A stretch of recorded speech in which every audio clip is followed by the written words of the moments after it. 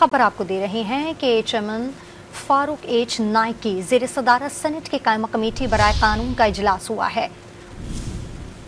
इजलास में supreme court में इडहाक जजेस की तकर्रुर पर बहस हुई है। वफाकी वज़ीर कानून आज़म नज़ीर तारक का कहना था कि सुप्रीम कोर्ट सियासी केसेस में मसरूफ हो गई है, आम मुकदमात की समाअत मुतासर हो रही है। मजीद जानते हैं डॉन न्यूज़ के नुमाइंदे अब्दुल्ला मोहम्मद हमारे साथ मौजूद है। अब्दुल्ला मोहम्मद, आगाह कीजिएगा। जी बिल्कुल, पाकिस्तान तहरीक इंसाफ का जो अलामती भूख हड़ताली कैंप है वो अब शुरू हो चुका है। PTI के मेंबरान कौमी असम्बली और सेनेटर जो है वो कैंप में शामिल हो गए हैं।